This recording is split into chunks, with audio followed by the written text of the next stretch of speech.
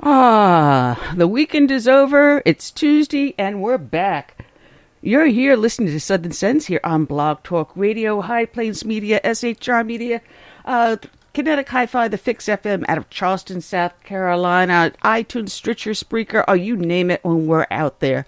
You're got the hostess with the mostest, the radio chick, Annie, along with my intellectual and oh so handsome co-host, Curtis C.S. Bennett. Curtis, it started off not even before we got on the air. Everything seemed to start going wrong once again.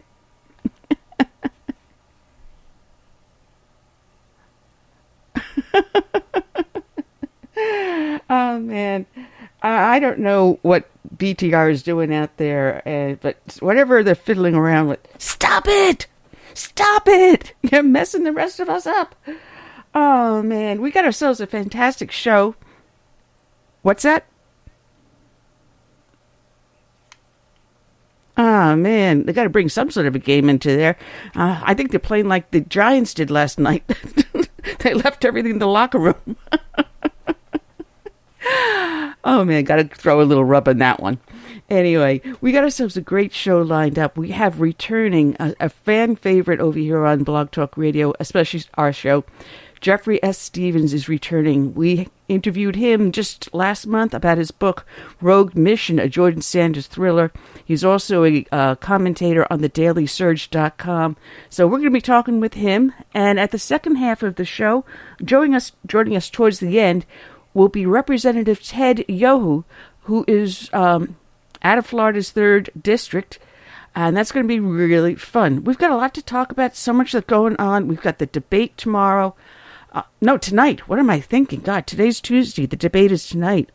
Oh, there's so much to really talk about. What's going on out there, Curtis? I don't even know where to start.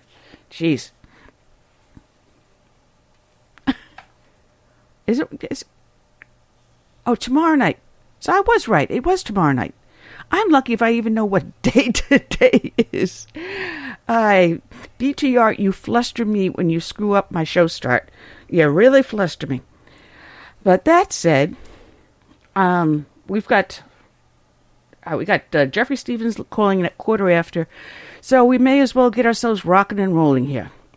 Everyone that listens, people that listen to the show know we start off each and every show with a dedication to a fallen hero. And once again, it is another law enforcement officer that has fallen in the line of duty recently. And today's show dedication is going out to Agent Edwin Pabón-Robles of the Puerto Rico Police Department in Puerto Rico. His end of watch was Friday, September 23rd of this year. And as I pull up the dedication music, all right. This was taken from a Puerto Rican newspaper that I had to translate. So forgive me if the translation is a little odd. But I'm going to do my best. I had to actually adopt some of what the translation did to something that sounded a little bit more coherent. And this is from, what newspaper was this from? Oh, man. I didn't even write down the name of the newspaper. Oh, it's called, in Spanish, it's called The New Day. It's the name of the paper I got this from. Superintendent Jose Caldero said the circumstances of an auto accident involving 2 agents is under investigation. One agent was killed and the other was seriously injured. The incident occurred September 23rd at approximately 1:30 a.m. when their patrol car hit a fence of a bridge as it exited towards Teodora Moscoso. I can't pronounce the rest of this, but it was a bridge on Castro Avenue towards Carolina, leaving the roadway, overturning and falling onto a grassy area. Agent Edwin Pabón-Robles died at the scene, while Agent Jose Rodriguez Annex was transported to the medical center in Rio Piedras in critical condition and underwent emergency surgery. Quote, "When these events occur, a full investigation is done," unquote, Caldero said. The vehicle was from the Transit Division of San Juan, where their experts will be investigating. Caldero said preliminary investigations show that the officers were responding to an emergency call known as a 1050. However, it is unclear what the precise emergency was that caused them to respond at a high rate of speed, leading to the accident. The call leaves our office. It was an emergency call. Now we investigate. Because they are the ones copied, I do not have the details. I have staff at dispatch investigating everything, Caldero said. They took the call of the emergency. The agents were the first to respond as they were the closest. He added, there is still confusion. We have to await from the dispatch if there was a car chase involved or just their response to the emergency call. Both agents were assigned to Highway Patrol. Pabón-Robles, 43, was the father of 2 children. It is a very sad news that fills us with grief, said Governor Alejandro Garcia Padilla. A hug to all of his fellow officers. Also our support of solidarity to his family. Caldero said, Robles, who died in the line of duty, will be buried with full honors. Dozens of fellow officers, most from Highway, visited the crash scene. While the scene was still working in the early hours, Caldero could not hide his emotions to admit that these situations are the most difficult of his work. It's a very tragic time for the Puerto Rico police. We have lost one of our agents who is serving with these people, he said. This is the hardest thing one can have as a police chief, when you lose one of its members serving this country. That's the job of the police of Puerto Rico. All go to work, but do not know if they will return. That's the responsibility of our police with our people, he added. And this was written by founders of the True Blue Warriors. Agent Pabón-Robles, 43, was killed responding to an emergency call when his cruiser rolled in a crash. His partner, Agent Jose Inez Rodriguez, was seriously injured. Born with a soul that has courage to wear the badge, Agent Pabón-Robles has been saving, serving, and protecting the people of Puerto Rico as a law enforcement officer for more than 5 years. Both Agent Pabón-Robles and Agent Jose Rodriguez were assigned to the Division of Highway Patrol San Juan. Courageous and compassionate, fearless and fair, this brave and benevolent son, husband, father, and brother of Blue, simply wanted to make a difference in his small corner of the world. May we take a part of Brother Edwin's legacy with us when we enter our daily arenas while continuing to create our own. May we vow to carry on the watch with the same honor, integrity, and service as this True Blue served. May we always remember Agent Edwin Pabón-Robles for how he lived as only a hero could. Sadly, with heavy hearts, Agent Edwin Pabón-Robles was killed in the wreck and pronounced on the scene. He leaves behind his beloved bride, 2 children, and family. Our heartfelt thoughts and prayers go out to the entire extended Pabón-Robles families, the men and women of Puerto Rico Police Department, to all emergency responders who come running to assist, to all who have had the pleasure and privilege of knowing and working alongside this True Blue hero. Special healing prayers for Brother Jose and his family. Our brother, as you know, now patrols the streets of heaven. May you continue your vigilant watch over us as we carry on in our brother's honor. We thank you for your service and for your sacrifice. We thank you for your life. Job well done, sir. Rest in peace, Agent Edwin Pabón-Robles. We have the watch from here. We salute you. Today's show is dedicated to Agent Robles. We dedicate it to all the brave men and women who are first responders out there. And we also dedicate it to the military, to those that have served, who are serving, and will serve. God bless them all. We dedicate the song by Dave Bray, Last Call.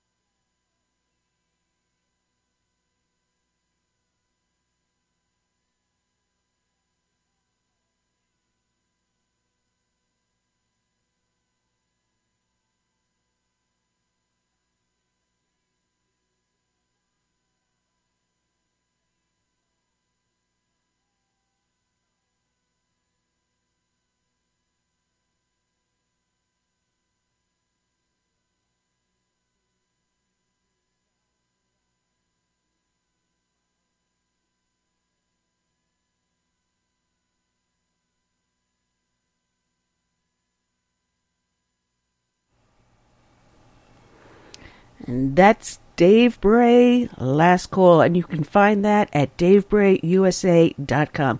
You're here listening to Southern Sense here on Blog Talk Radio, SHR Media, High Plains Media, Kinetic, the teeth and straight, Kinetic Hi-Fi, the Fix M out of Charleston, South Carolina, iTunes, Spreaker. Oh, God, forget about it. Just go to our website. It's the name of the show. Put a dash in the middle, southern-sense.com. I'm your hostess with the mostest, the radio chick Annie, along with my co-host and author, Curtis C.S. Bennett. Curtis, we got an exciting show going on. I see our guest is already sitting here in the studio. So let's bring him on and let's have some fun. What say you? I mean, this show is starting off. Thank you for all the technical difficulties Blog Talk Radio is throwing at us, but we are going to persevere and we will get this show in, come hell or high water. So that said, let's bring on Man About Town and also author and columnist. I can't even talk. They've got me so flustered. Columnist for thedailysurge.com, Jeffrey Stevens. Welcome back, Jeffrey.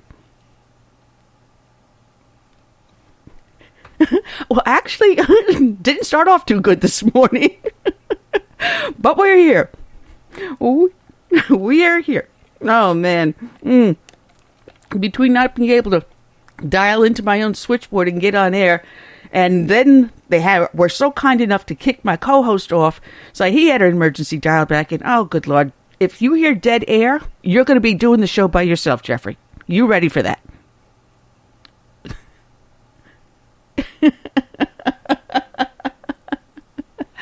You know, with all the stuff that's going on out there in this crazy, silly season, I've all my years, never, ever once have I seen an election cycle like this one. Are we now a banana republic?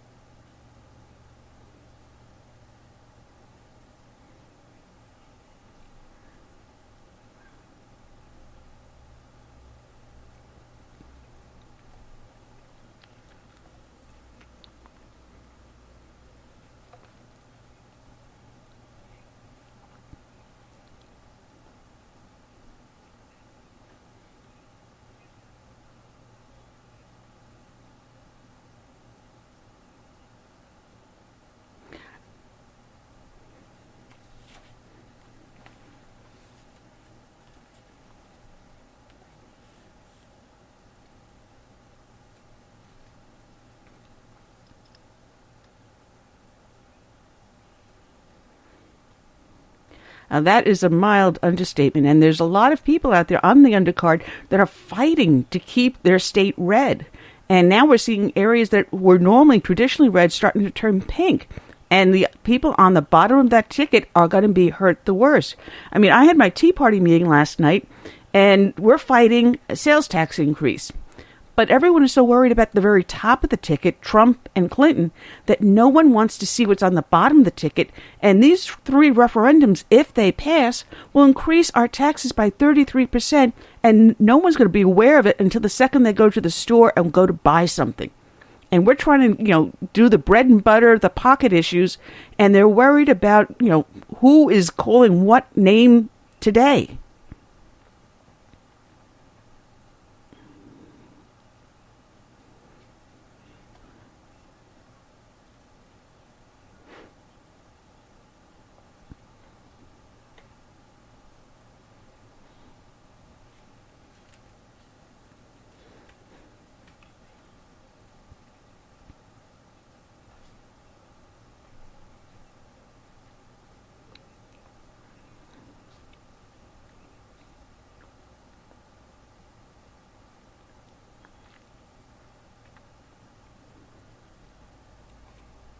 Yeah, and here in my county, it is extremely important because we've got a runaway school board that is just doing outrageous things, breaking the law with closed doors meetings when it should be an open public meeting, doing one thing after another, instituting a policy of nepotism so the school board superintendent can hire his wife.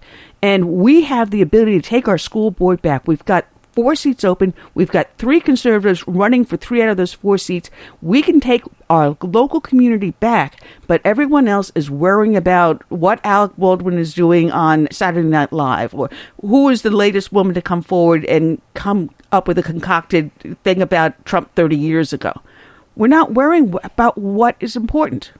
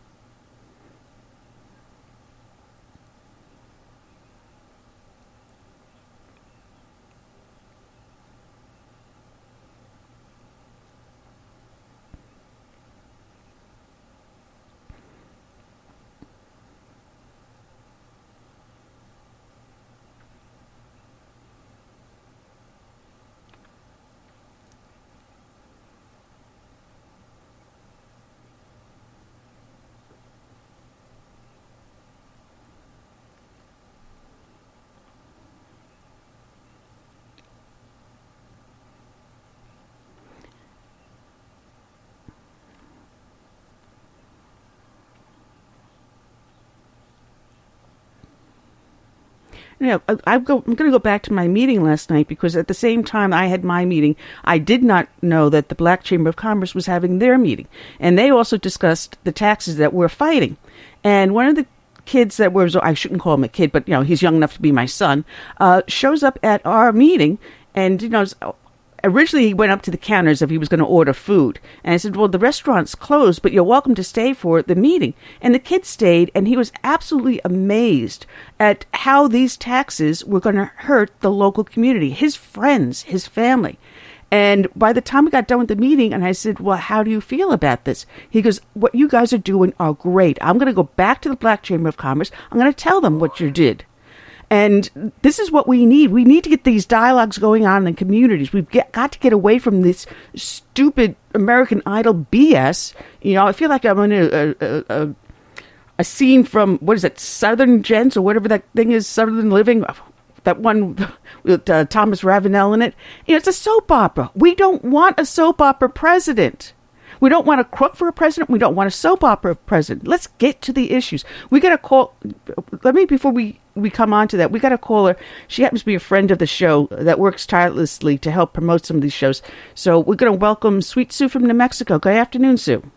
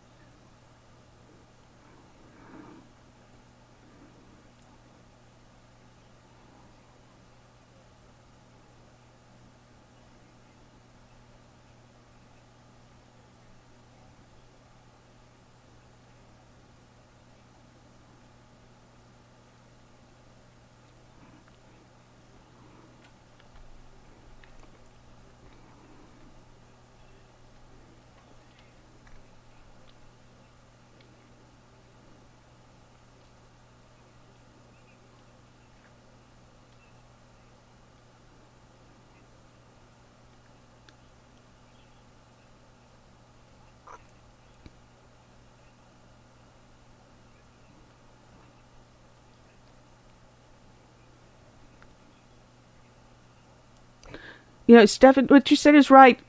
Sue, I saw Trump's rally yesterday that he had, and my husband and I are sitting there watching it, and the majority of what he was doing at the rally was trashing, not talking policy, and it wasn't only towards the end that he started to talk policy, and the two of us are looking at him go, cut the crap out. Let's tell us what you're going to do to make us great again. Leave that other crap, like his wife said, to the courts.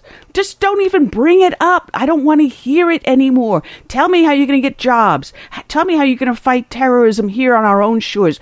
Tell me how you're going to handle the illegal immigration. Tell me how you're going to shore up Medicare and Social Security. Tell me how you're going to get rid of Obamacare. I don't want to hear about these 9 women anymore. Yvonne, whatever her name is, Melania Trump, she said it right in her interview with Fox. Leave it to the courts. And unfortunately, every time he gets up there, he throws it out there. I don't want to see that when he goes to the debate tomorrow. Leave it alone. Walk away from it. Don't give Hillary any more fuel.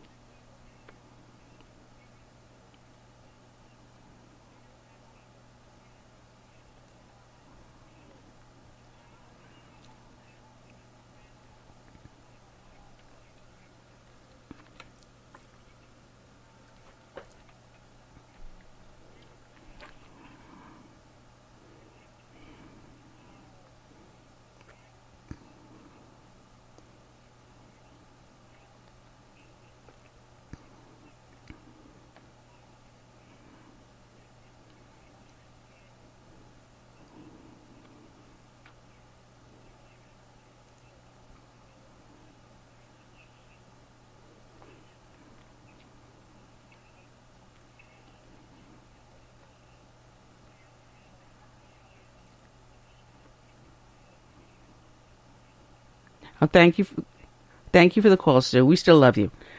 Well, this is what it's.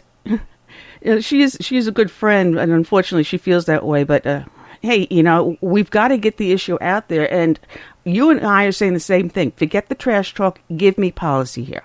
Tell me what you're going to do. Tell me how you're going to be better than the crook that wants the White House, another crooked Clinton. But it's.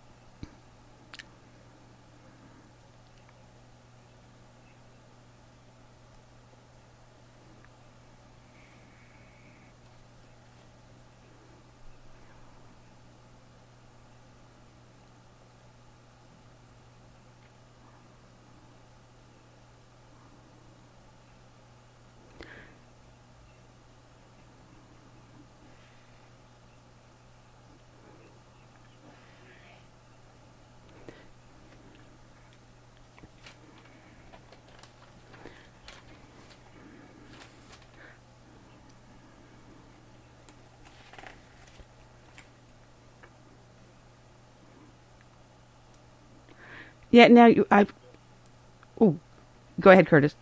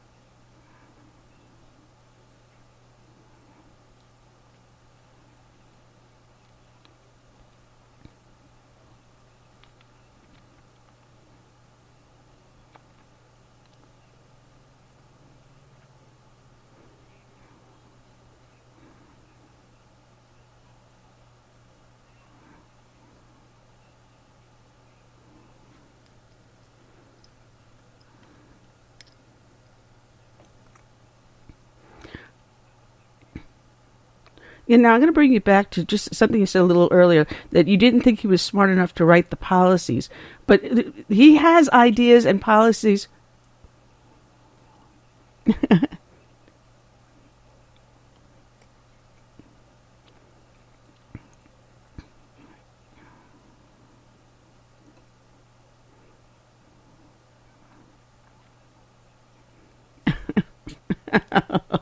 Okay.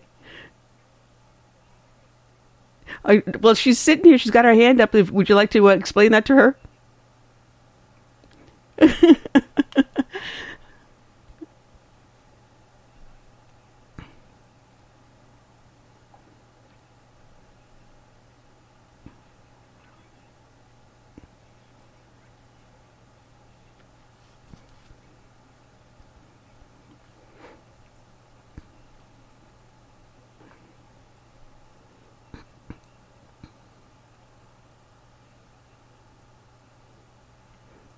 All right. Now, I have in front of me, this came in the mail today, World Magazine. It's been around for like 30 years. And it's a Christian-based policy, nonprofit. And on the front cover, they've got time to step aside with Donald Trump. And they have a 3-page article calling for him to drop out of the race.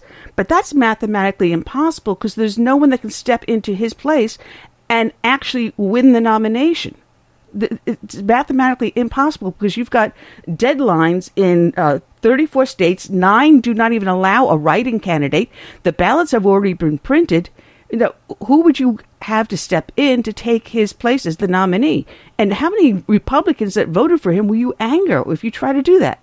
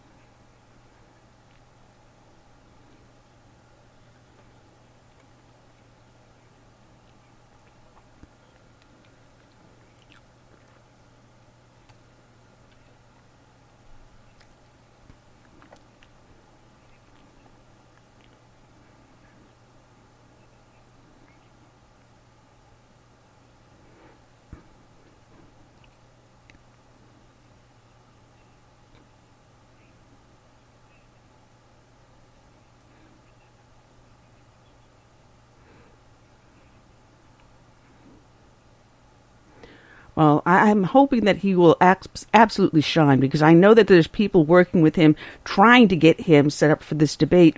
But the preparation that Hillary is doing, I mean, even with a mock-up stage being built specifically for her, her preparation shows when she goes up on the stage. She may not actually win the debate like the last one, she didn't win, but what she will do to him on this one, I'm fearful. And he has to be at his complete A game and listening to his advisors.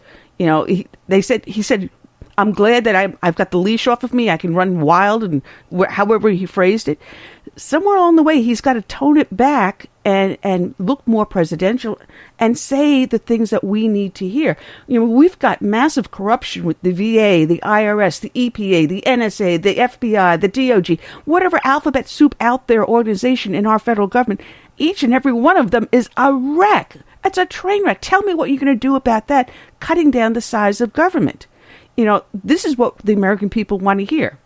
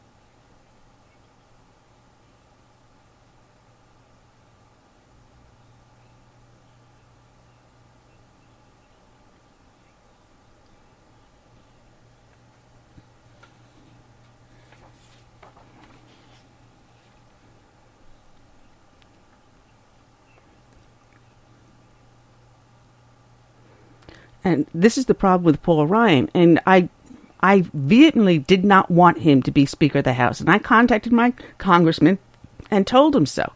And I said, no, and I was reassured that he's going to do everything the right way. His behavior in this election cycle with Donald Trump is abhorrent. And as much as I don't like Ryan's previous, he has stood by the side of Trump the whole long way. They may have something to say that's a little criticism. Hey, listen, I think he could tone it over this way, or he should, talk to the people about this, especially Newt Gingrich. He's giving him excellent advice, but he's standing by him. Paul Ryan should have said, let the courts set it out the same way Trump's wife did. Let the courts settle this. Let's concentrate on this election. Let's make America great again. Let's support the candidates. But Paul Ryan, when he walked away and did not do that Trump rally, shot himself in the foot. We can't have a leader like that will abandon someone at the least little thing that goes on.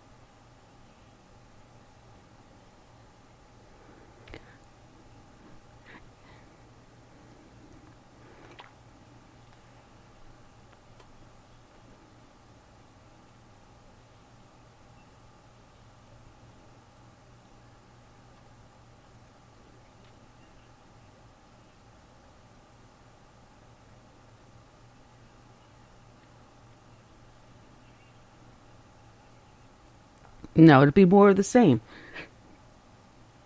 Curtis?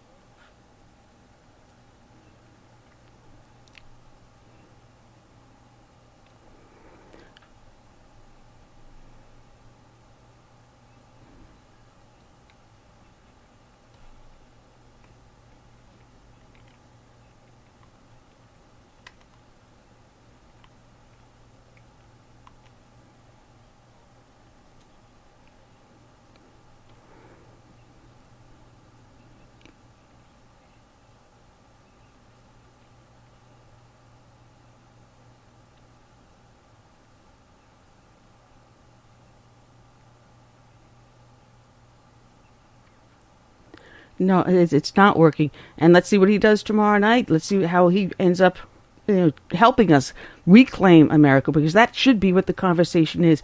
And I want to bring up the James O'Keefe recent video release.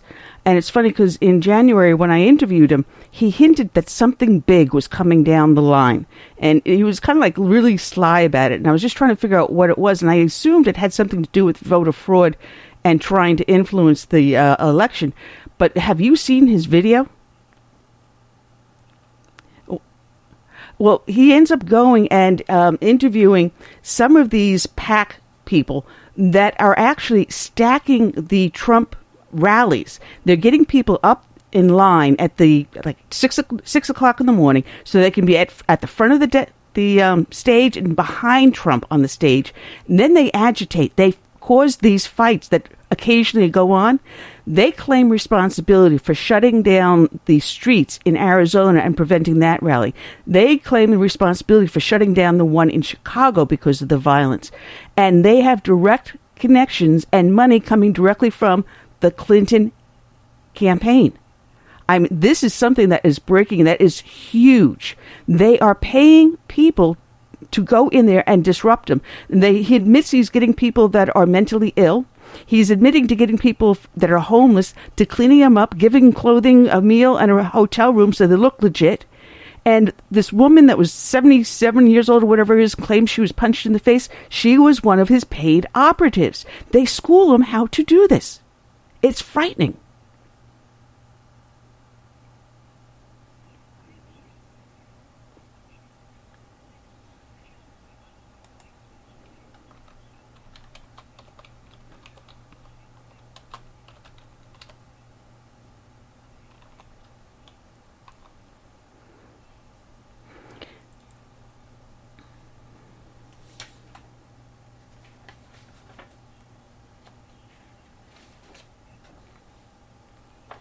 Yeah, it's up on James O'Keefe's. Yeah, and the lead guy behind this is this guy Fovel, and there's another one, Creamer. I'm trying to find the original article because I highlighted everything last night. But they admit that, and they're proud of what they're doing. And they said they started this long ago. Foval, Foval. Foval. Mm-hmm. Exactly. And then they have the people that are out there getting people to register to vote and fill out absentee ballots. If it's a Republican ballot and a Republican registration, they are tearing them up. They are destroying them. And they're bragging about that also. And then it went into asking one of the campaign headquarter people, would you be fired if you were to sexually harass this individual? He goes, no, I can grab her butt twice and I won't be fired. Bragging about how they're holding Trump up to one standard, and hey, the left can do whatever they want. The only ones that we have to enforce the law with is those on the right.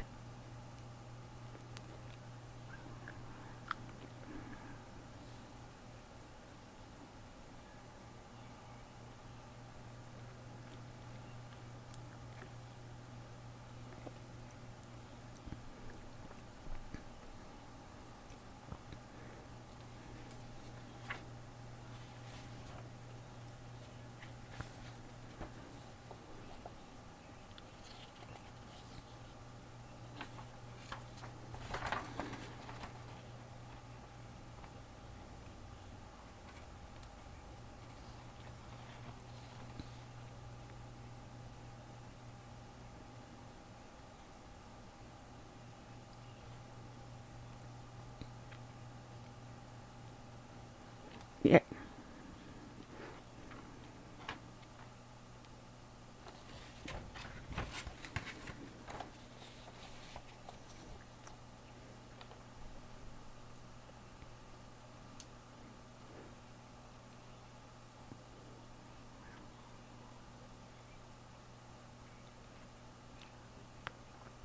Yeah. Now, we were talking about Scott Fovel. He's the national field director of a nonprofit called Americans United for Change. And in the video, he told an undercover investigator they had contracted directly with the DNC and the Clinton campaign. The DNC and the Clinton campaign directly contracted with him. And then he is contracted to Bob Kramer, but he answers to the special events for the DNC and the head of special events and political for the campaign. So he answers directly to them. And he was going on further to say that every day at 1 o'clock, they have a conference call with all of them to plan their strategy. And they have the schedule, Trump's schedule, Pence's schedule, and they make sure that they have contacts in each city that they're going to. And they reach out to the AFL-CIO head of each city to make sure that they have people on hand. So they're going using the unions to rig this election. This is some of the craziest and dirty stuff. If this is not illegal, and why isn't the FCC looking into this?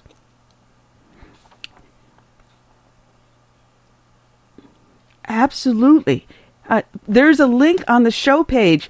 If people look, it's in the third paragraph. You'll see it says James O'Keefe. I've got the YouTube video up on the show description. So if people want to look on it later on after the show, but the whole thing is there, and it's frightening. And he was bragging the state Iowa fair. Remember when Scott Walker grabbed the sign out of the guy's hand? That was one of their people. That was one of their people.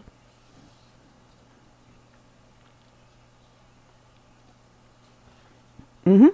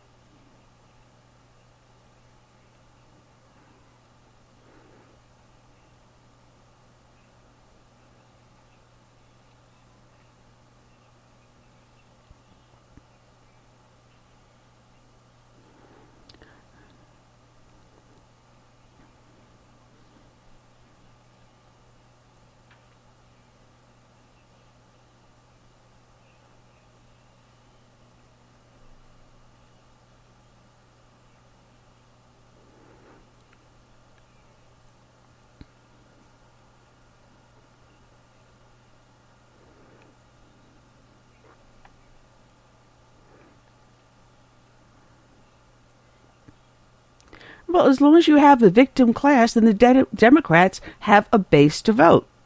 That's their voter base, the victim class. Once you make a person no longer a victim and they taste what capitalism really can do for you, what freedom and liberty can actually do for you and make you a better person, you're not going to vote Democrat. You know, the old saying is that you're always a progressive until you become a parent. And all of a sudden it hits you right between the eyes, just what is in jeopardy. Really, you think about that.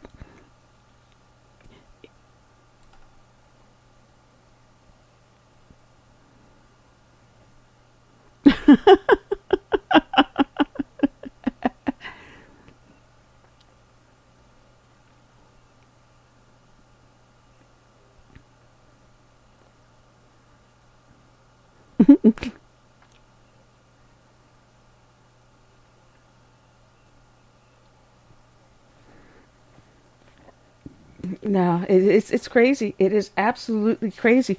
And now we've got the newest email leaks showing that there's a quid pro quo with DOJ. Hey, listen, we'll destroy some evidence for you if, you go and do XYZ for me. And, you know,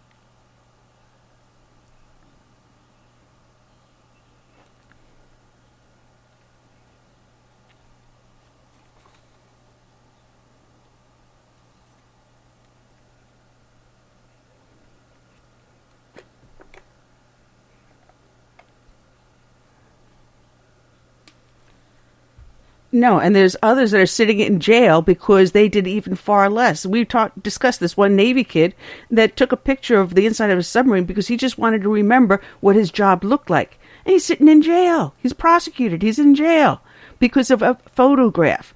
And what she's done was far worse with open service, FBI destroying one of the servers for her. She's got an aide that smashes one of her, two of her iPhones. Really? I mean, yeah. Was it?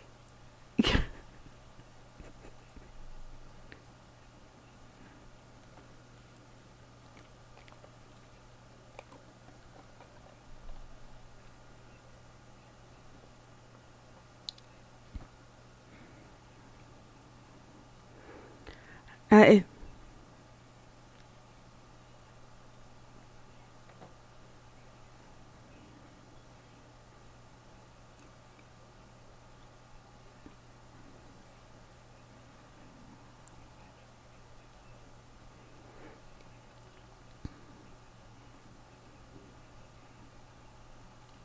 Well, I'll let her know. And people can find your book by going to your website. It's very simple. It's your name, Jeffrey Steffens. And that's Stephens. There's a link over in the show page. So those listening to the podcast while you're listening, click on the link and check out his website and get his book. It's an excellent book. It's a great read. Matter of fact, I picked it up and I started skimming through it just to remind myself what it's all about. And if we can get federal agencies to work together like in your book, whoa, baby, maybe we might see Hillary. We might see Hillary in chains one day. We need another George Sanders.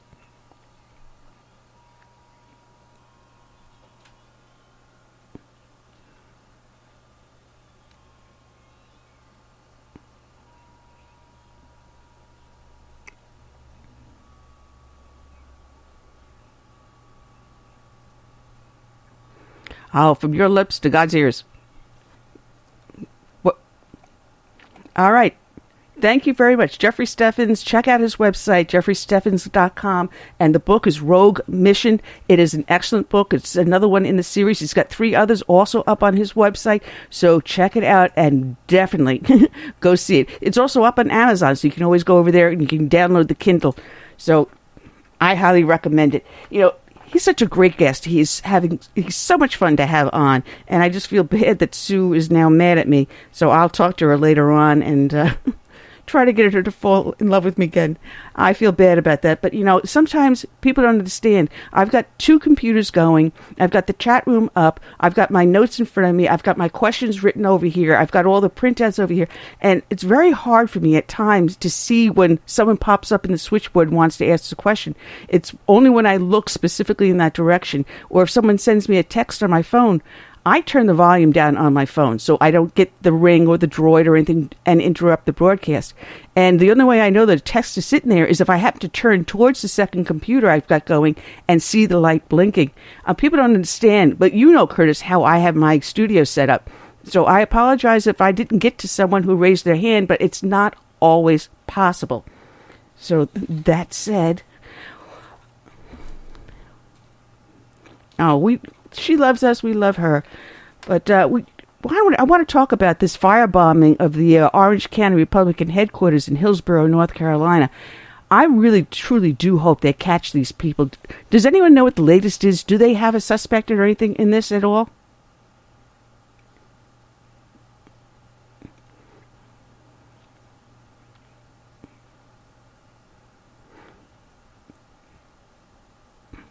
Yeah, I mean, an arson against a campaign headquarters. I would imagine the FBI would be involved in this. And the damage, because I was looking at the pictures, the damage is absolutely horrid, you know. But they're up and running. They got tables set out in front of the Orange County GOP headquarters. So if people are interested, you're listening and you're in the Hillsborough area, go check out the campaign headquarters because they're not backing down. You know, I'm thinking of the Tom Petty song, "I Won't Back Down," and they're not. So you go, guys. You rock. I actually went up onto their Facebook page and posted our support, you know, my Tea Party support for them and wishing them the best. You know, this is where this election has gotten, to the point where you've got the opposition firebombing a political campaign headquarters. That is how down and dirty the politics have gotten. And that's not acceptable, folks. To threaten life and property simply because you don't like what someone is saying on the political campaign trail, you know, this is horrid.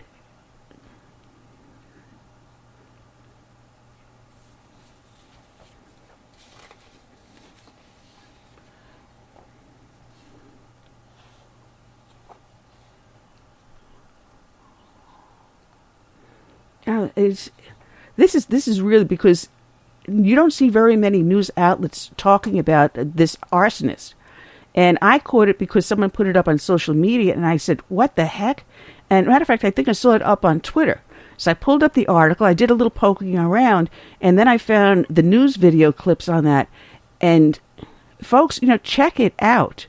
You know, really, just do North Carolina GOP firebombing, and you'll find it on other news feeds, but you're not seeing mainstream media carrying it. The only place I saw carry it was Fox News last night.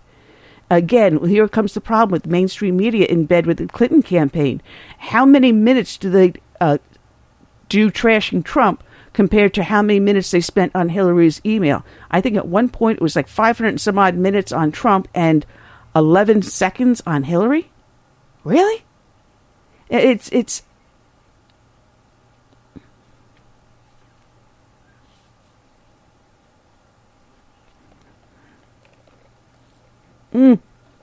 that is true too. And on WikiLeaks, I saw news articles yesterday, and I don't know how true it is because I didn't get to pull everything up. Supposedly, the Ecuadorian embassy has yanked Julian Assange, well, however you say his last name, yanked his internet access to help slow down the release of these WikiLeaks. I get a funny feeling someone that inside the State Department still favorable to Hillary Clinton is contacting the Ecuadorian embassy and saying, hey, listen, you got to shut this guy up. You know, that is also another strange twist. Just how far does this woman's tentacles reach? You know, I feel like I'm dealing with, a Black Widow spider. Which, there are bodies laid at her feet. What was that, Curtis?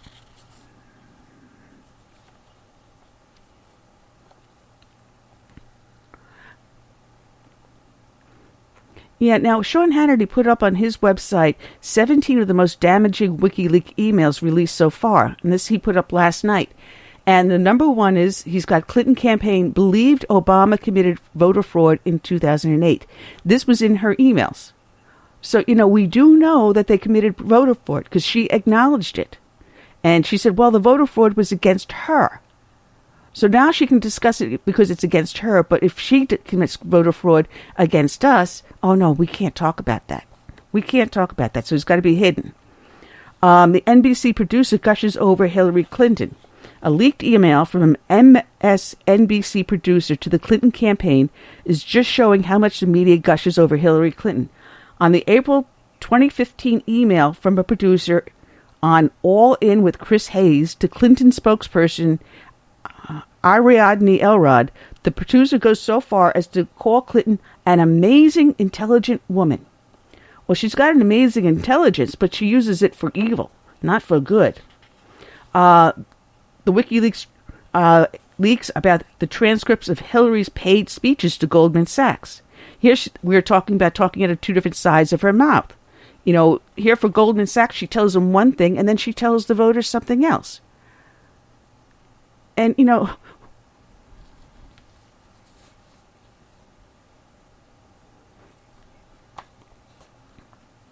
now, Ron put up in the chat room a link to the Daily Mail. Ron, I'm going to have to look at that a little bit later because I'm afraid if I do, it'll knock my window out.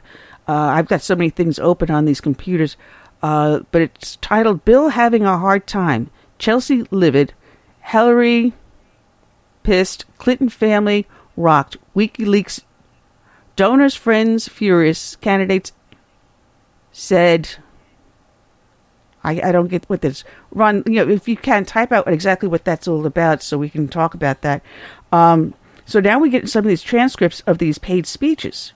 And, it still is not rocking her base when she says, hey, no, we're not going to touch Social Security. Oh, no, we're going to cut Social Security. Oh, we're not going to regulate Wall Street. Oh, yes, we're going to regulate Wall Street. Well, lady, you can't have it both ways. And then we talked about recently Clinton illegally coordinating with super PACs.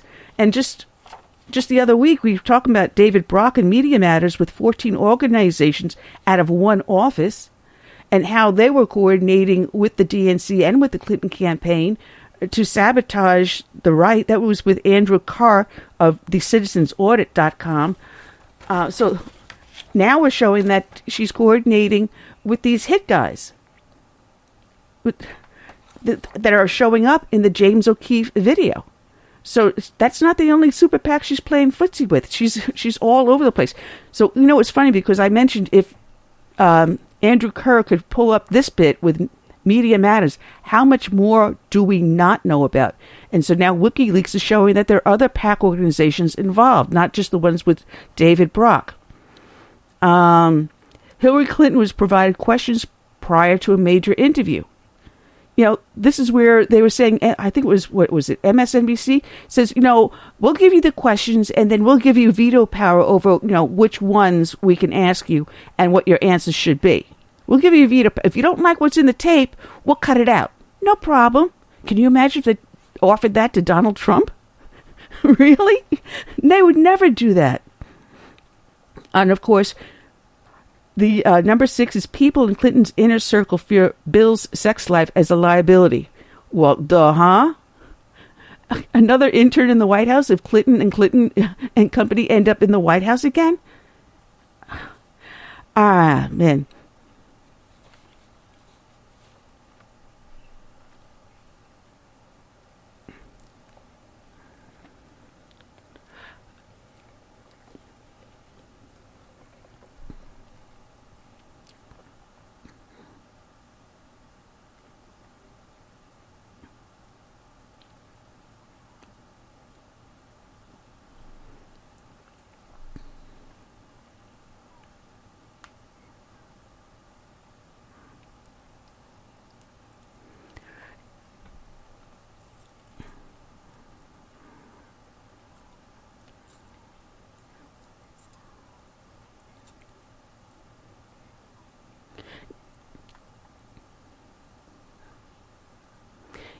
Back in 2010, back in 2010, there was a horrific earthquake in Haiti, and untold number of people were displaced. And of course, all the celebrities, the Clintons and the Bushes, go down to Haiti, do all these fundraisers, raise all this money, do these concerts, all these wonderful things to help raise the money for the victims in Haiti. Less than 10% of what the Clinton Foundation raised ever got its way into Haiti. There are people from 2010 still living in little cardboard shacks. Where did all this money go? Why aren't these people being helped? Why has it been 6 long years? And these people are still living out in the elements, facing cholera and God knows what are other diseases. Now you got Zika spreading all over the place. Where has been the help for 6 years? Where has this money been sitting? Why has it been sitting? And out of all the things that Clinton did in Haiti, they got a crony to get a contract to dig up and mine the gold in Haiti. No, money's not going to help the victims. It's going to help one of their donors, one of their cronies, so they can get even richer, taking the gold away from the Haitian people and making money on it. Really? They're calling for Trump to disassociate himself from all of his businesses, including having his children disassociate themselves with the businesses. But you don't hear anyone saying, why don't you have Chelsea Clinton disassociate herself from the Clinton Foundation? Why don't you have Bill Clinton disassociate himself? Why don't you stop taking international donations? You're not hearing that, are you?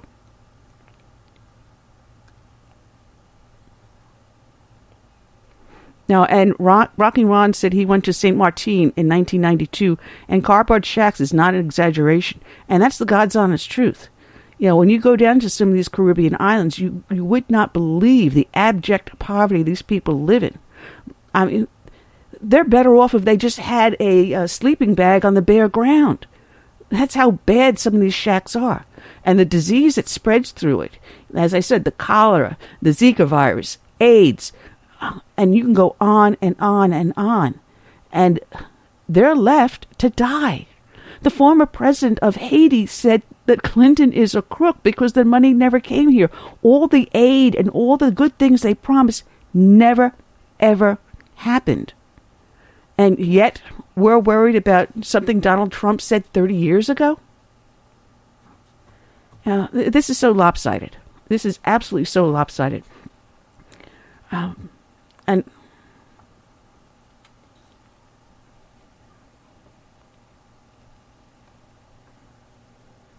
Watergate?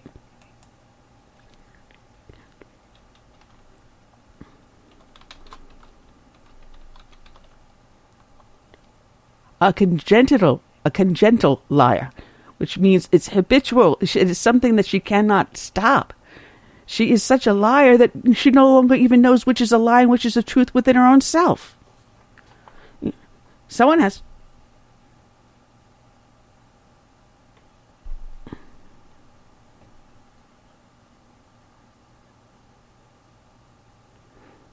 And this is why he's got to practice. He's got less than, he's got 24 hours. That's all he's got left. He's got to sequester himself and do a huge cram session. And we need to see him be more presidential. I don't want to see the schoolboy in the schoolyard with the pea shooter. I want to see the big guns come out. I want to see real leadership. And, as...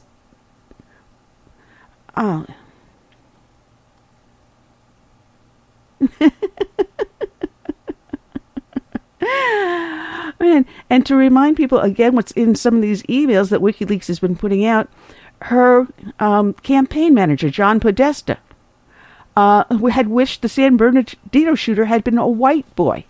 It would be better if he had a white name and a Muslim was accusing him of being the shooter. Instead of addressing the fact we've got Islamic terrorism here within our own country, no, let's find another way to spin the story. But he couldn't make anything good out of that emergency. And here Hillary Clinton states that she fears jihadists will enter the U.S. amongst the refugees. And yet she's the one that wants to bring in now 100,000 of these refugees, raise it from 10,000 to 100,000. But yet she knows it's going to bring jihadists in. She's not even offering to say, well, maybe there's a way that we can vet them. She's telling them in the emails that there's no way to vet them. And... is anyone listening?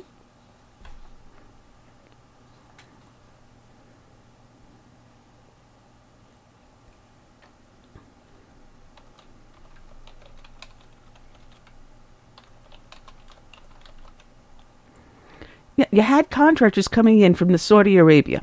These were H-1B1 or H-1B2 visas. I don't know what the difference is, but these were visas, work visas. And from Saudi Arabia, they came here and specifically to work on military bases. They got on the base and no one knows where they went. They have no idea if they left the base or if they're still on the base. They have no idea. They show up at the front gate and then they just disappear. And here, you've got arsenals sitting around on the base. You've got water supplies, you get food supplies, access to military equipment. And no one is watching where these people are going. No one is accounting for their presence, saying, hey, listen, they're supposed to show up at work at 0400 hours and dismissal is at 1500 hours. I don't know, whatever the time is. No, the guy didn't show up. Well, let's turn around and find out where he is. But no.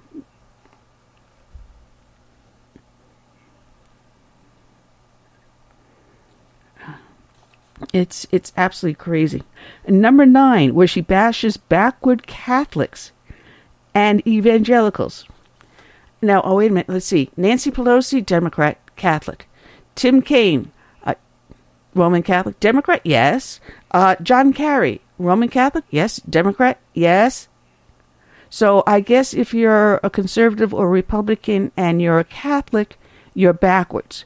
But if you're a progressive liberal and you're Catholic, you're forward thinking. That could probably explain why we have a socialistic pope sitting in Rome. They don't want a backward Catholic on the papal throne, but they also don't want backward Catholics or evangelicals voting. Hence the attempt at voter intimidation that you're going to find up at James O'Keefe's website. And here we go. Now, Clinton insiders bashed efforts to get Elizabeth Warren to run for president. Now, Elizabeth Warren would have been the one person that could have knocked Hillary Clinton out of the primary. And because of the attacks on her, she decided not to run. But that would have been one person that could have challenged her. And at that point, Elizabeth Warren had no chance against any Republican any Republican nominee, whether it was Dr. Carson, Rubio, Rick Perry. Any one of them would have been able to knock Elizabeth Warren out. Now, we also have the town hall questions. This last debate, which was actually a town hall, once again, she was given the questions in advance. Now, did you hear the same thing I heard, that Donald Trump this time did get the questions at the same time as Hillary? Hillary Clinton staffers discussed various excuses for for not turning over emails. Here it goes. Hillary Clinton staffers appear to be discussing an excuse to not release the full complement of the emails that have been subpoenaed by the House of Representatives. The email exchange, which included a number of top Clinton staffers, including Cheryl Mills, Philip Raines, and Clinton campaign manager Robbie Mook, took place several weeks before a Clinton staffer used BleachBit to wipe her private server clean. So they already had the subpoena. And because they couldn't come up with a good enough excuse, they used BleachBit to remove the emails. And then, oops, I dropped a little bleach on the emails. You know, it's like she said, oh, do you do that with a rag? Meaning cleaning the server? What do they take us for? Idiots? Do they really take us for idiots? And Shadow Warrior is a new person in the chat room, says this presidential campaign has shown how far humanity has fallen off the beaten path. And that's a huge amen. To see this level of mudslinging is worrisome. It really is worrisome.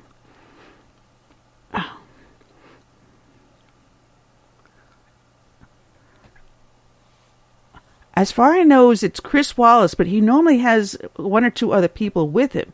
So I don't know. I didn't look, actually, because Fox has been putting it up on the screen all day, and I just didn't even feel like going onto the Fox News site. I just got tired of it. But I will be watching tomorrow night. Don't worry. I will be watching.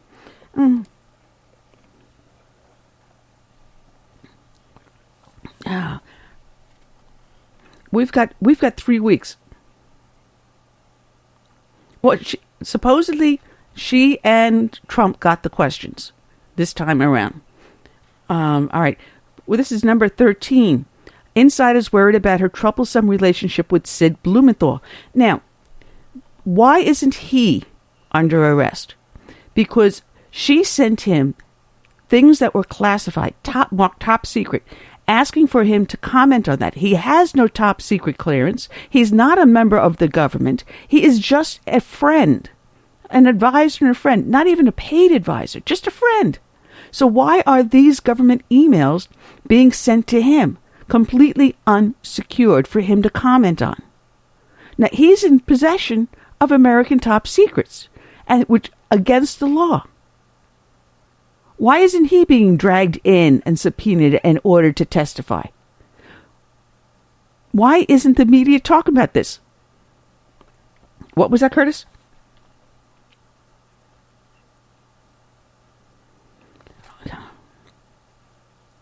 And you're not going to see a special prosecutor until there's a Republican sitting in the White House. And even then, it may be too late if there's a statute of limitations.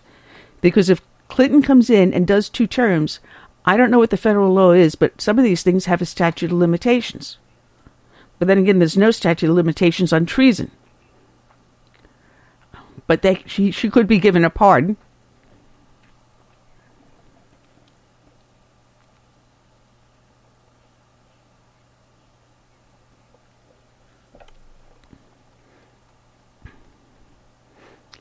Now, question in the chat room. Has there ever been 2 more polarizing candidates running for president at the same time?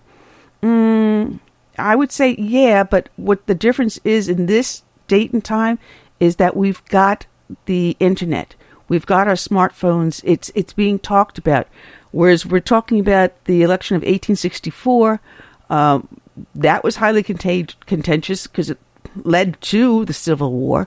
I can think of John Adams' election was highly contentious, but the difference being is that their telecommunications didn't exist. You had the town crier and you had the newspaper, and that's where most of the battles were fought.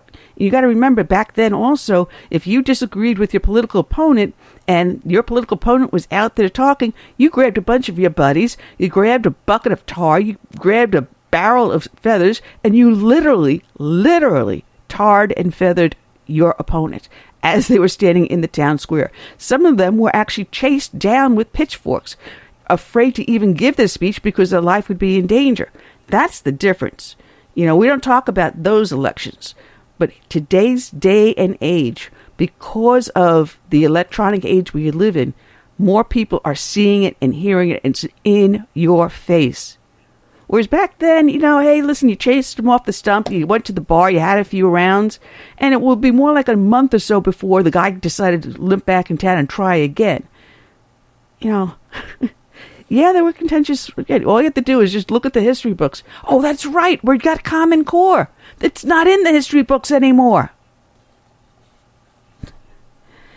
I got to tell you guys, we are waiting for our next guest to call in. He is at an event, so he's going to be calling in at 25 of, and that will be, oh God, his name just went out.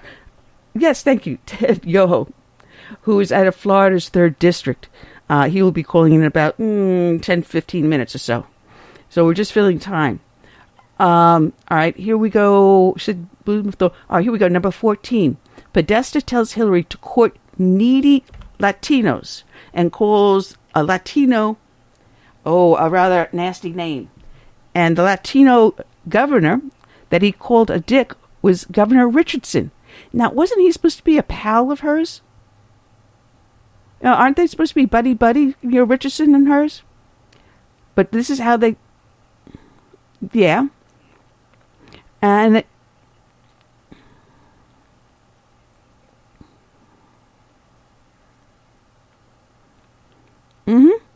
And it says in here, in an email from August of 2015 with the subject line, needy Latinos and one easy call.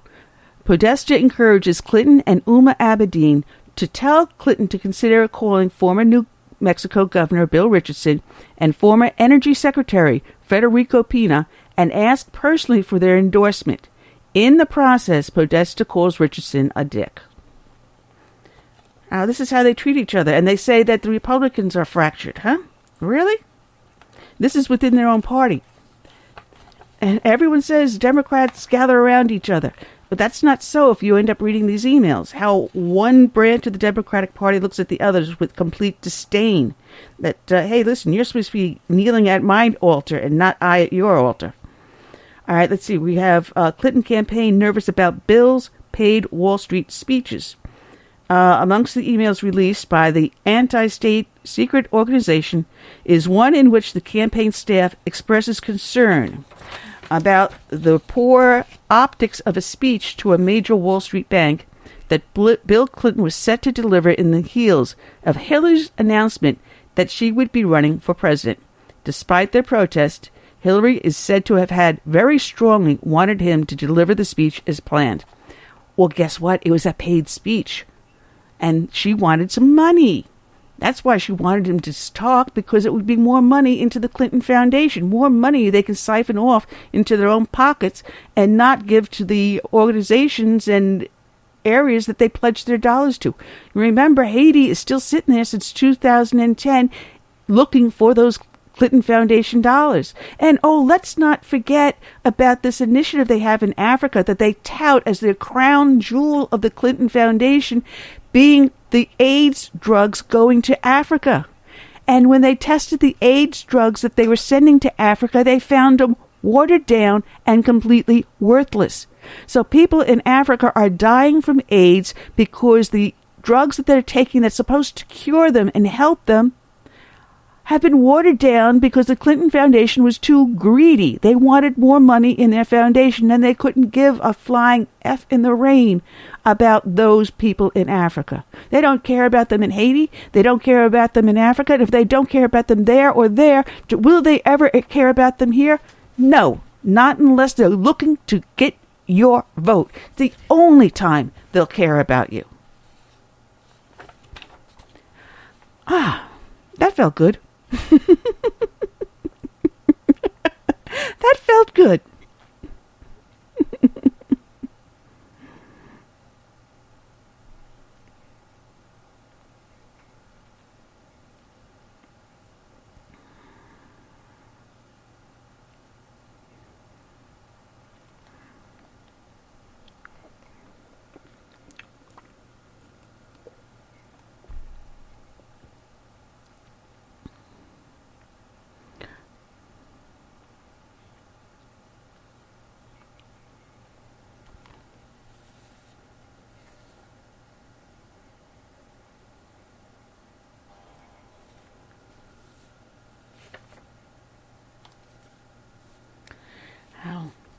Well, as I said before, I've said this many times on the show. What they want you to do is worship at the altar of government. That is why they're trying to separate you from your guns and your God.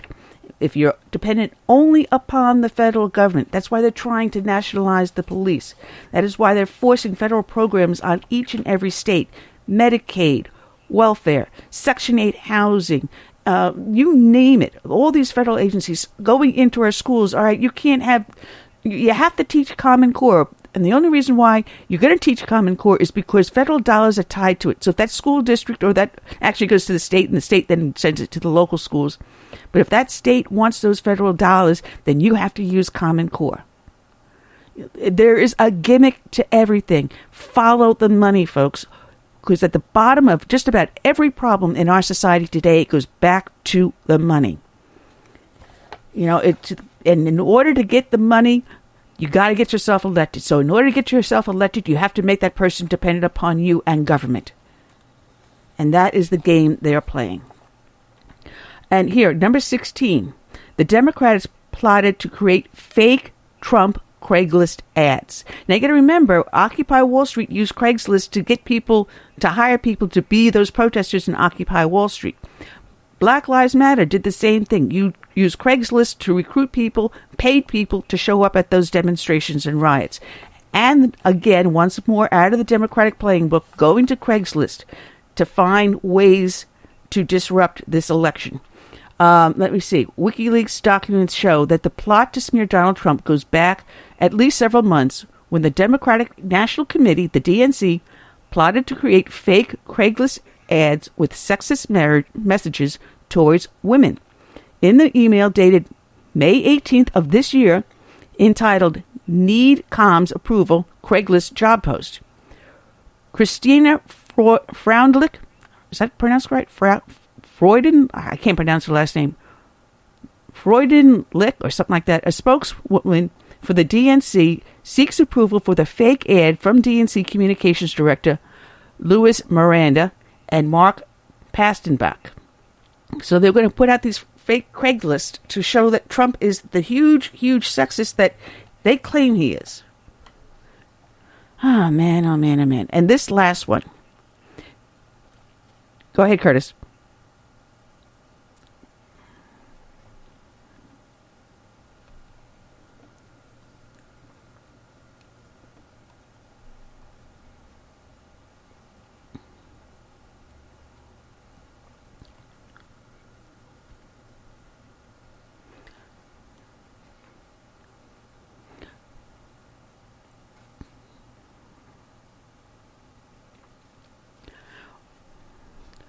Well, there is one ad that I saw where the guy was former military. I think he was a general or something like that, and saying, well, I voted for Reagan, I voted for Bush, blah, blah, blah, and I cannot vote for Trump. He goes on and on. But Andrew Wilkow mentioned this ad on his show recently, and turns out the guy is not a Republican. He is a registered Democrat and a Hillary Clinton donor. So what you have to do is when you see these ads, copy down the individual's name and their supposed title or rank or whatever it is, and do a little Google search. And you'll end up finding out that these people that claim to be Republicans, most of them are not. They are Democrats and they are donors into the Clinton campaign. So we got to do our homework, guys, because sure as shit, they're throwing a lot of stuff at us. And if we don't do our homework, we will see Hillary Clinton as president. Oh, man. And now this last one in the WikiLeaks that he puts up there is Clinton campaign pushed Muslim Obama narrative in 2008. WikiLeaks emails lends credibility to the idea that the Clinton campaign was originally behind pushing the Obama birther narrative. Remember this? Clinton kept on saying that Trump was doing it. Well, no, it is found out that it was actually Hillary. An email dated January of 2008 shows that the Clinton campaign was poll testing various lines of attack on the then Senator Obama, including his Muslim roots, as well as his admission of cocaine use, including in the emails in 2008 where Clinton campaign chairman John Podesta, and Clinton pollster Paul Begala. Boom. Hillary Clinton was the original birther. The original birther. Oh, man.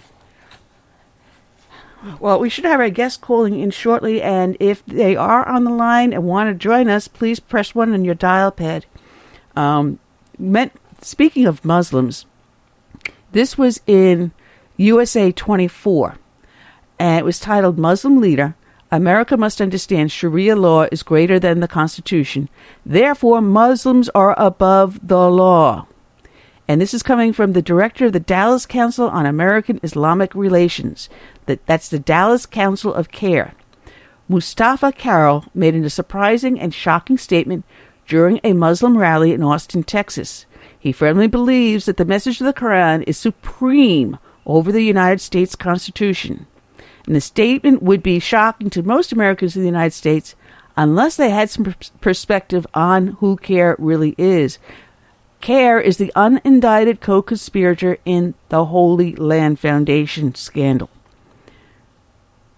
The United Arab Emirates placed CARE, along with 81 other groups, on a list of terrorist organizations. And yet we still have CARE doing training exercises with our local police departments, with our federal law enforcement agencies, with the FBI, the CIA, and every other alphabet soup you can think of. They are out there saying, well, this is how you have to treat Muslims different than the regular American people. Now, already, guys, they are grooming us to allow a caliphate here in the United States, and that is not fear-mongering. You look at what they do. You know, we now have foot baths in airports. We now have churches being told they must have a Muslim ceremony, a Muslim service. They had it at the National Church in Washington, D.C. And you got to remember, wherever a Muslim claims that area and claims it in prayer, it becomes a Muslim site. So our own Christian churches are being turned into mosques. And still, no one is bothering to listen. Go ahead, Kurt.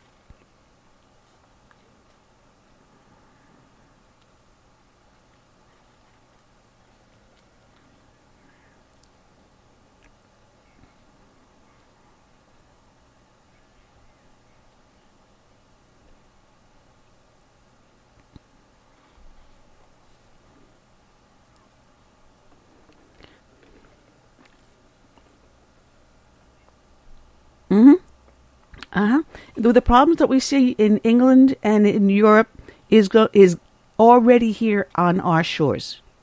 You've got places where there are no-go zones already in the United States.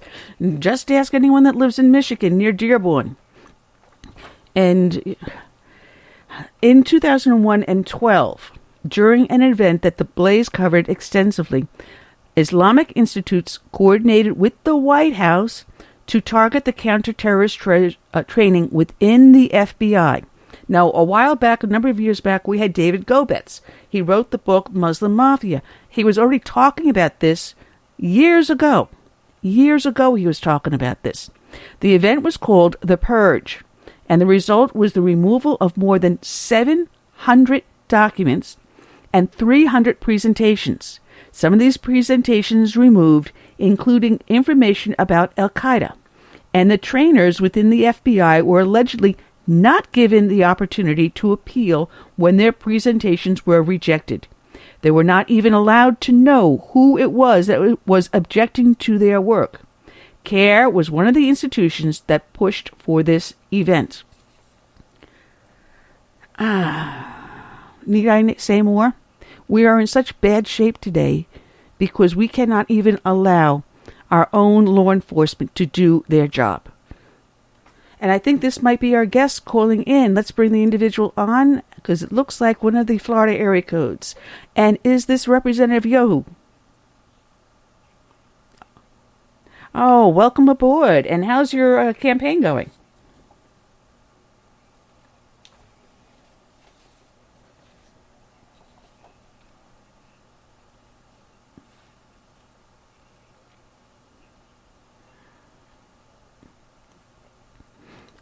Well, I hope, because our fear is now with so many people jumping ship, taking away their major endorsements, and as Trump goes fighting with Hillary over petty BS, the people on the down part of the ticket, people like you, are going to get hurt.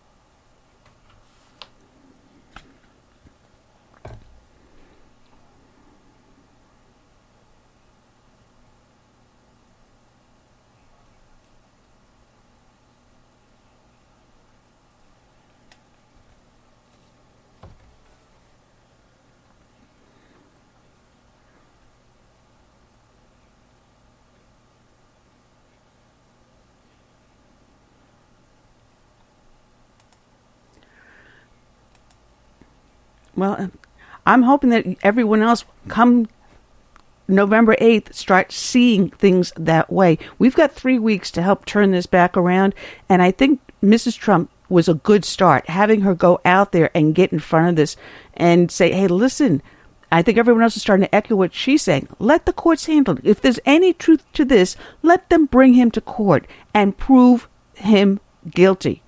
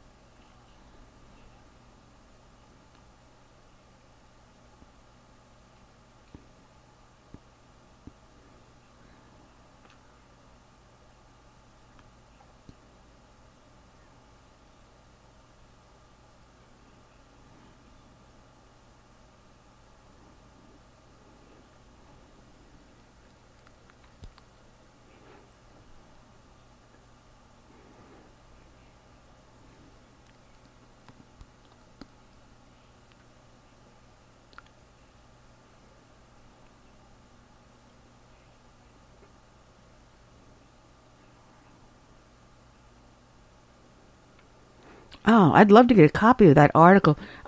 Who has that article so I can look it up?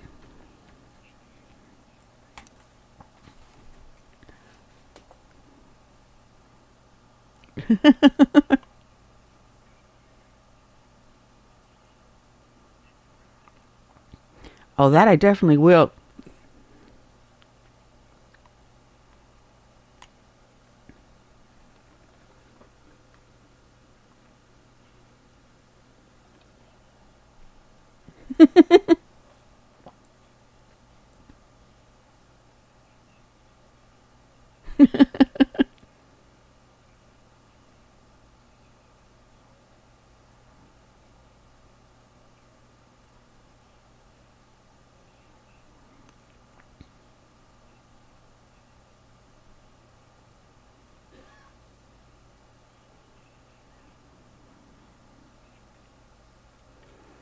Well, it's about time someone put something blame on his shoulders squarely. I love that. I love that. I didn't do it, but he did it because he failed to act on it. And it's about time more people get that message out there. You know, we need people to talk straight.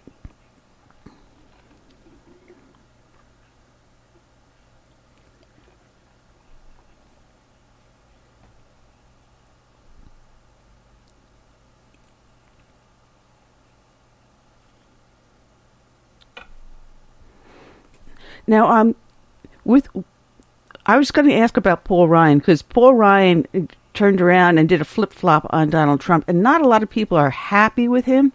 When Congress goes to go vote for Speaker of the House, would you oppose him and have someone else run against him?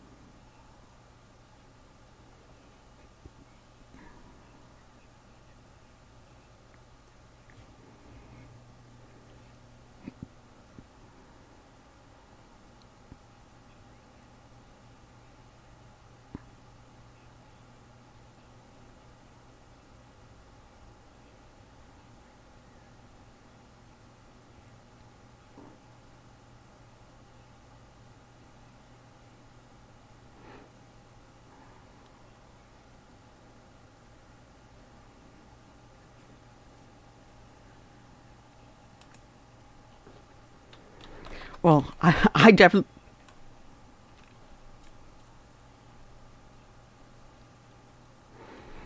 Well, Hillary Clinton definitely does not speak for this female. I'm sorry. We may have the same body parts, but we do not think the same way. That's for sure. And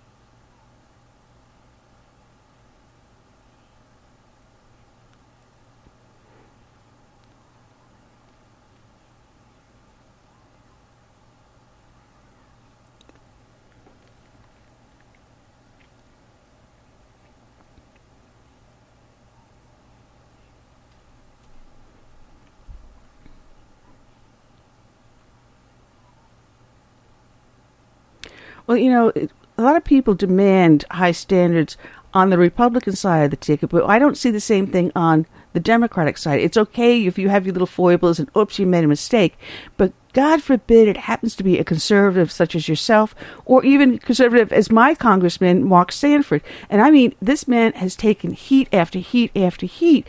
And how many times is he going to say mea culpa? I mean, Mark happens to be a friend of mine anyway, but I introduced him to a crowd when he was. Oh, he is. Introduced him to a crowd when he was running the first time for Congress. I shouldn't say the first time, but after he left the governorship. And I had a lot of friends and members of my Tea Party saying, well, no, under the military code of justice, he would have been tried for desertion, blah, blah, blah. I can understand that. But I ask the question is, who among you has some secret in your heart you would be mortified that it was made public and broadcast worldwide? Who would not be mortified? We've all made mistakes. Let's learn from them and let's just move on.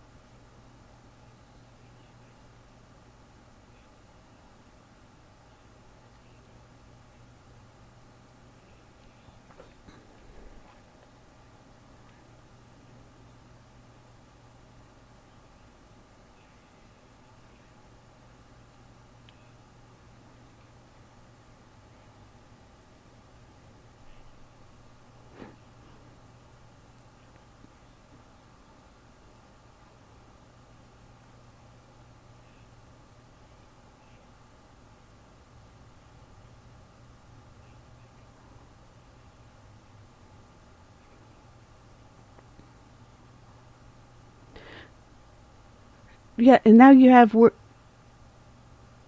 No, no, go ahead. You just pulled up what?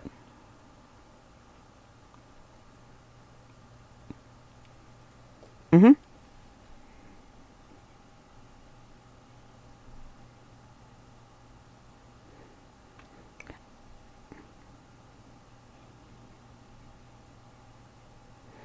Okay, I'm making a notation. Okay, 2016, which is just recently. I definitely have to take a look at that. That because I can then post it also to our Tea Party members and have them send it out on their social networks. Just plow the place with it.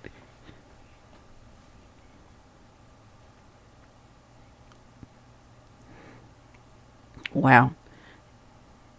Oh, that is powerful. Now, your campaign website is your name, Ted Yoho, TEDYOHO.com. How are you doing in your race? Are you favored or where are you?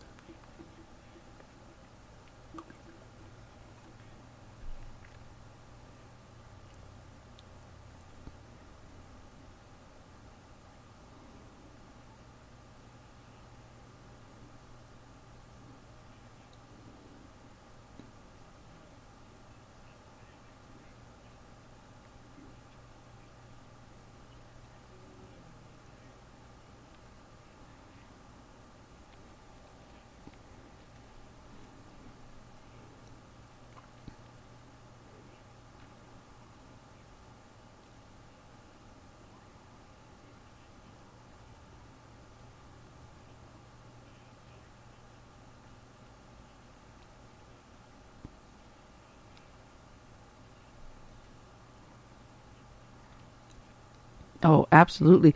I love people like you that actually works with the constituents. I mean, if I call Lindsey Graham's office, I'm going to get a recording, and I'll be lucky if within 2 months someone from his office calls me back or even sends me a message. But if I call up Sanford, there is someone physically there picking up the phone, and with minutes, I've got a response. We need more members of Congress like you out there.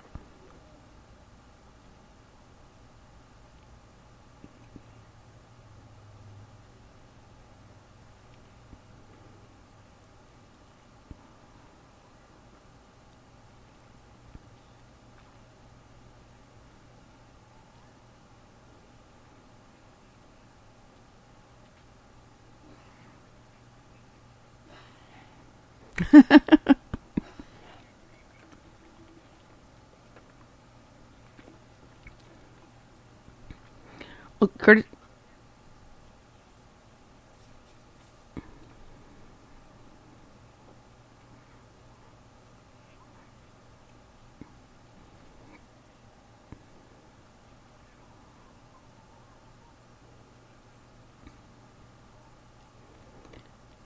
Curtis, go ahead.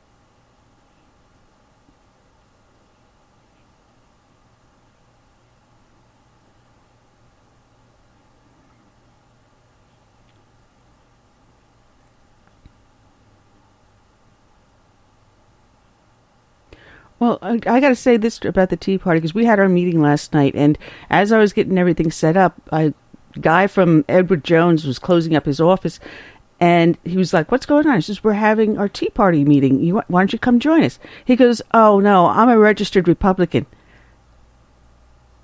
Excuse me?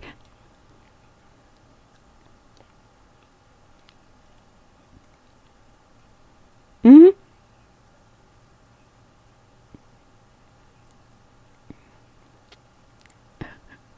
Well, Well, before we take off, I've got one caller that I do want to bring on. He was a former co-host of mine. That's why I'm letting him on. He's also running for school board in Grand Rapids.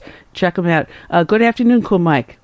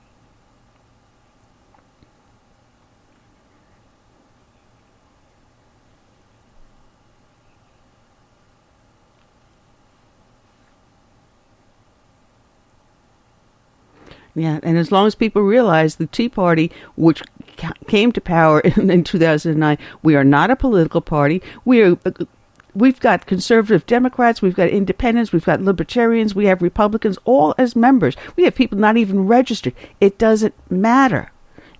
We're about America first. And as you said, limited government, fiscal responsibility, this is what we want. We want what's best for America. And I had a new member join yesterday because he thought that we were something completely different. And he decided to come over and actually listen to what we were saying. And he said, everything makes sense. You guys are not crazy. And what you're doing is helping our local government stay under control, under the control of the voter, of the taxpayer. That's what we're about. But Ted, I wish you a lot of luck with your campaign. I wish we had more time to have you on. But good luck and God bless.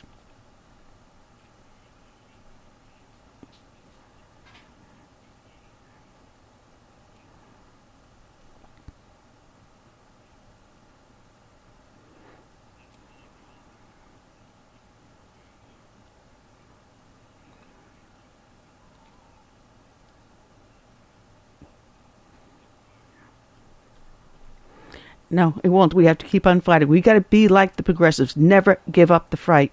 That's the problem with us. We get comfortable. We think we've won the war. The battles keep on going, and we've got to be aware of them. And you're out there to help us make sure we win those battles. Thank you, Ted. All right, check out his website. It's his name, Ted Yoho, TEDYOHO.com. And if you can, make a small donation to help him with his campaign. We've got to bring our nation back to where it was. One elected official at a time, one vote at the time, and it's your vote that's going to help us do it. Make sure you mark your calendar, get up early on November 8th, get out there and vote. If you've got someone who needs an absentee vote ballot, make sure you're able to help them get that and get their vote in. And as Jennifer Carroll said on our last show, call the election board to make sure your absentee vote was received and counted. That's really important too. Curtis, we're out of time. I extended it a few minutes so we could have Ted, complete. I didn't want to cut him off. He needs help on his campaign. Never think that you've got it won. Always be at it as if you haven't yet and keep fighting.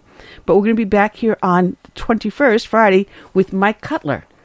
And Mike is an old friend of mine, former INS agent, and even though he's a Democrat, when you listen to him talk about immigration and these H-1B1 visas and our border security, you would never know it. He is one of the good guys. So join us again in here on Friday.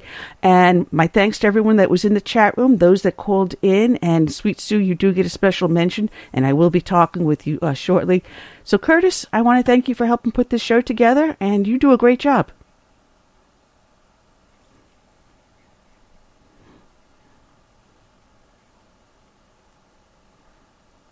Yeah. Oh, excellent, excellent. Maybe we can have him on just before Election Day. Give him one more push and help push him over the top. So until then, I say good night and God bless, and don't let them make you crazy because you're not. I say, and see you again.